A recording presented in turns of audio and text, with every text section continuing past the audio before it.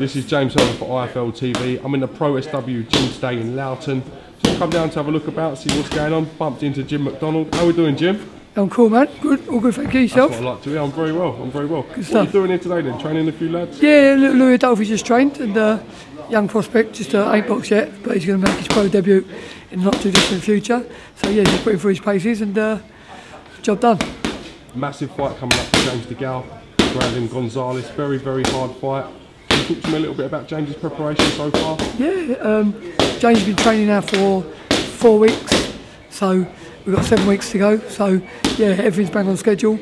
Good frame of mind, feeling 100% fit, injury free. So yeah, exciting. Looking forward to the contest. Looking forward to the fight. Looking forward to the whole platform, the whole show really. Any niggling injuries for James? He spoke to me recently. He said he felt 100% fit.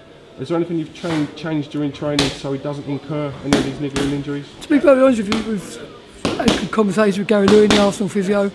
Worked in conjunction with his advice, and everything's going really well. So come 7 weeks from now, James is going to be in a good place. Working hard, done a tremendous endurance run yesterday, and doing explosive work on the track again, which he hasn't been able to do. And the difference showing in sparring already. So started sparring early, and already he's in a good place. What do you think of Brandon Gonzales, having had a look at him? Yeah, he's a world-class fighter. 0 on his record, which shows you a lot. Mixes with Andre Ward every day sparring. Got a top-class trainer, and yeah, he's a real deal. He's the best 168 American out there. So yeah, it's yeah. And also, I was recently told that he was actually going to go to the Olympic Games. He had an injury, and Ward went and won a gold medal. So he's got a good background, good pedigree, and it's a real fight. Being that James comes through this fight, who would you think he would rather fight, George Groves or Carl Froch? Who would he rather fight? To be honest with you, he was asked that question himself, so I'll give you the answer he gave. He said he'd rather fight the winner. he weren't too bothered. He was asked it at the press conference, and the same answer really, whoever wins, wins. Recently we've seen George Kean leave the stable. Can I get your thoughts on that? Yeah, listen, he's a lovely kid, George Kean. He's a great kid. He's a friend, he's a nice lad. Worked with him for quite a few years, to be honest with you. And you know, but every fighter's got to make their own decision in life. You've got to be single-minded.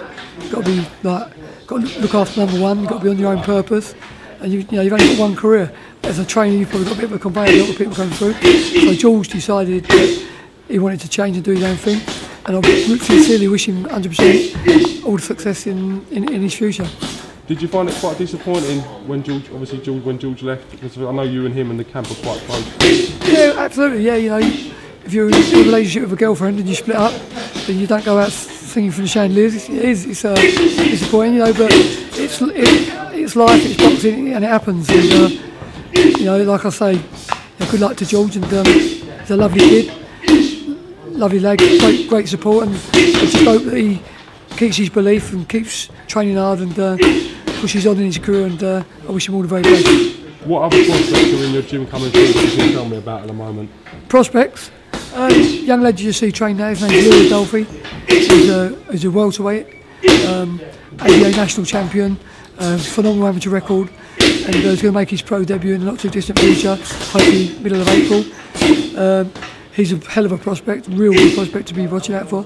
And also got a light heavyweight called Kurt Garvey, who's well known in the amateur circles. He was a 10 times national champion.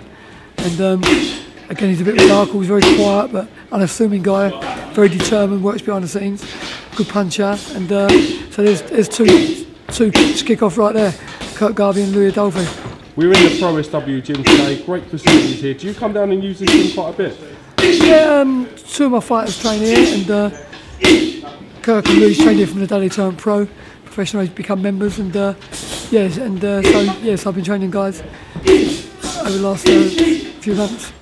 All right, well listen, thanks for giving me a bit of time today. I can't wait for the build up for James DeGALE on the undercard. Just him being in the mix adds a lot to the fight, in my opinion, and the actual overall feel of everything. So yeah, I agree. I think it brings back memories of the days of Eubanks, Ben, Watson, Steve Collins. That was a great day in the middleweight division, and now with these 3 lads in tandem, it makes some exciting fights and for the public and for the general concept in general, and also like got other good fighters coming through, all super middleweight. So next 3 years, I'm sure we'll see a lot of domestic bust-ups. Last question I want to ask: how good can James DeGALE be in your opinion? He was good enough to become an Olympic gold medalist. He's been good enough to become British, European, and WBC silver champion in very few fights. I mean, he's had like already 8, 9, 12 rounders. You know, he won a national title in his 7th. So, you know, he's still just tapping into his potential. But you know, you're going to see the best of James DeGALE in the next 3 years or so. All right, Jim. Well, thank you for giving me a bit of time today, mate. I'll let you crack on with your training. I know you guys are busy and stuff, but thanks for talking to IFL TV, Jim. Always a pleasure. Thank you very much, my friend. Thank you, mate. I'll see you soon. What's up, man? God bless.